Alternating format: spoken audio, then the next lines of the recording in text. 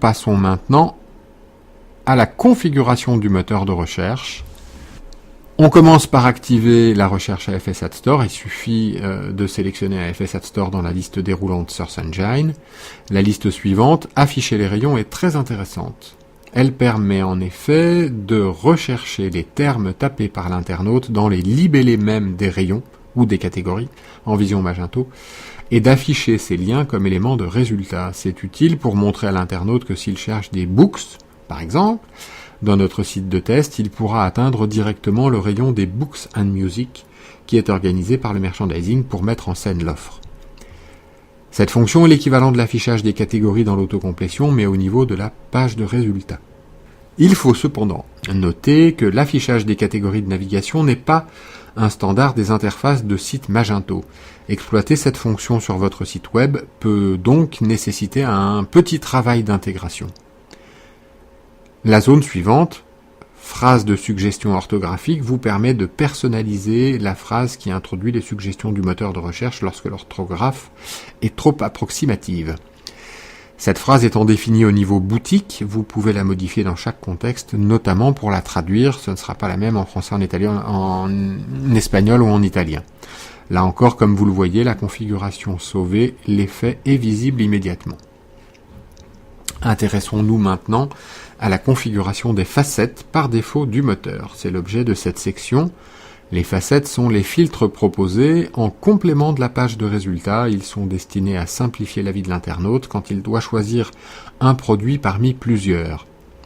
Le moteur propose plusieurs filtres et l'internaute choisit celui qui lui plaît le plus pour filtrer les résultats. Vous pouvez choisir quelles sont les facettes que vous souhaitez montrer à vos clients. Vous pouvez également choisir l'ordre dans lequel elles doivent apparaître. Les facettes disponibles ici sont celles qui sont héritées de votre moteur AFS Add Store. Il s'est automatiquement configuré depuis l'export que vous lui avez envoyé tout à l'heure. Les facettes proposées, quand vous cliquez sur « Ajouter un champ », sont donc celles présentes dans vos données.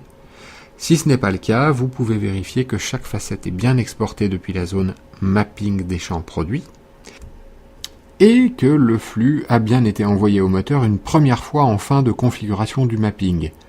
Vous pouvez enfin vérifier que l'indexation de votre catalogue est bien terminée. Un rafraîchissement de la page de configuration peut être nécessaire pour voir apparaître les facettes.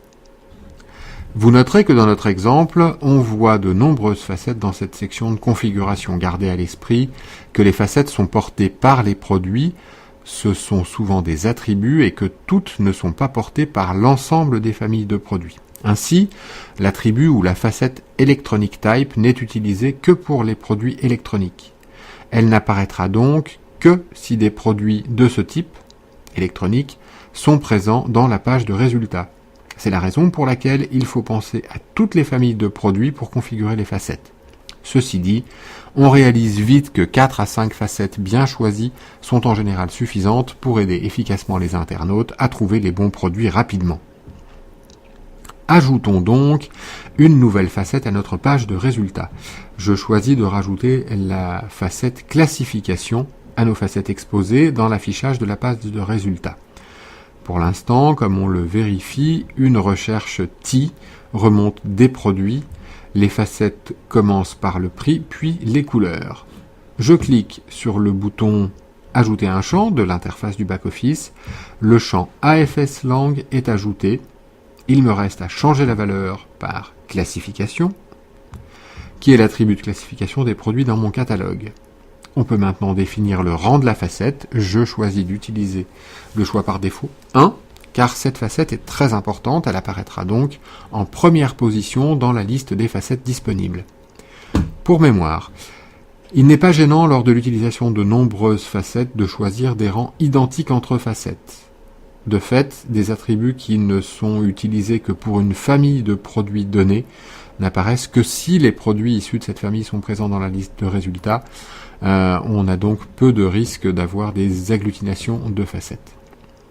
Le dernier réglage disponible sur une facette est la possibilité de sélectionner de multiples valeurs d'attributs, appelées sélection multiple, que l'on peut activer ou désactiver. Activer la sélection multiple, ça permet à l'internaute de choisir plusieurs valeurs parmi celles qui sont proposées sans que les autres valeurs de la même facette ne disparaissent. Désactiver la sélection multiple implique un comportement de filtrage plus traditionnel. Si une facette est choisie, le résultat est filtré par cette valeur de facette et l'ensemble des nouvelles facettes est recalculé. Dans le cas de la classification, je choisis de désactiver la sélection multiple, ce qui a pour effet de présenter la classification sous cette forme. La classification est hiérarchique et on va choisir une valeur parmi celles qui sont proposées. La couleur, par contre, est en choix multiple. L'internaute peut ainsi choisir plusieurs couleurs parmi celles qui sont proposées. Le paramètre suivant limite le nombre de valeurs de facettes proposées pour des questions d'ergonomie de l'affichage. L'impact est immédiat également et cette valeur doit être adaptée à votre catalogue.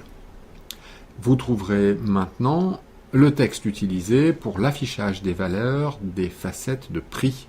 Le texte est libre et on utilise les variables min et max entre accolades pour définir les bornes minimales et maximales de la tranche. Le critère suivant, critère de tri, permet de choisir les critères de tri qui sont proposés en liste déroulante pour trier les résultats du moteur de recherche sur le front Magento. Une fois la modification enregistrée dans la configuration, l'impact est immédiat sur le front. Comme on peut le voir ici, je viens de rajouter le champ promotion. Il apparaît maintenant pour trier les résultats de recherche en fonction des promotions. Le dernier critère de cette section est capital dans le travail quotidien de votre moteur de recherche. En effet, vous définissez grâce à ce critère de tri par défaut la meilleure organisation possible pour les résultats du moteur de recherche, en vous appuyant à la fois sur la qualité intrinsèque du moteur, sa pertinence, sa tolérance, etc., mais également sur vos propres critères de merchandising. Par défaut, le moteur AFS Store est paramétré pour utiliser la pertinence décroissante. Votre réglage au sein de cette zone prendra le pas sur le réglage par défaut.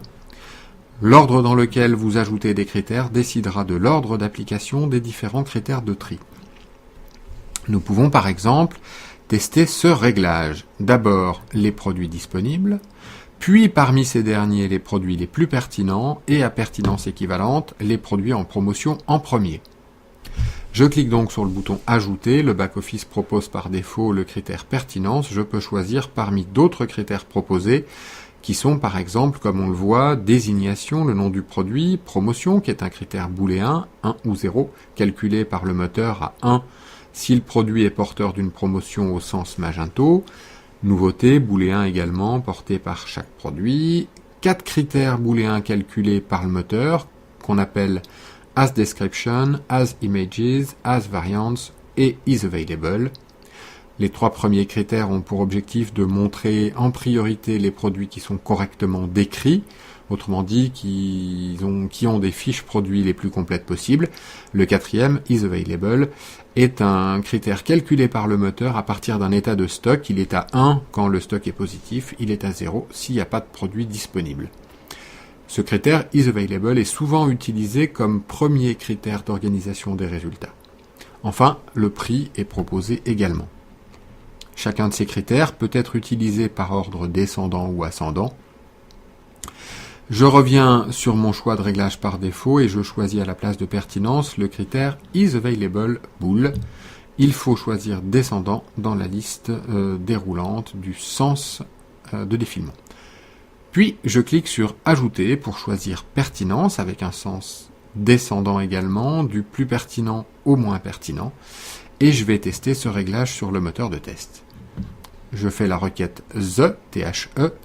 Le moteur remonte les produits disponibles, puis les plus pertinents, ce sont a priori ici ceux qui contiennent TH en début de désignation.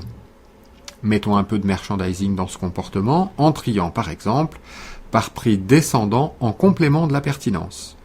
J'ajoute ce critère dans mon choix par défaut, j'enregistre la configuration et je teste la même requête. Le jean, qui était en deuxième position à 140 € est passé en premier. Testons maintenant avec un autre critère, la nouveauté. Le critère s'appelle nouveauté. Je fais la recherche Eyeglasses sur mon moteur de test. Avec les critères de tri précédents, je remonte ces 3 résultats. Les Aviator sont en 3e position. Elles sont par ailleurs les seules nouveautés du catalogue des lunettes. Je modifie la configuration. Je choisis de trier par nouveauté après la pertinence. Je sauve ma configuration. Je relance ma requête. Et voilà les Aviator en première position. Vous voyez ici qu'en quelques clics, vous pouvez piloter très simplement l'organisation des pages de résultats de votre moteur de recherche. Plus rien ne s'affichera au hasard. Au hasard.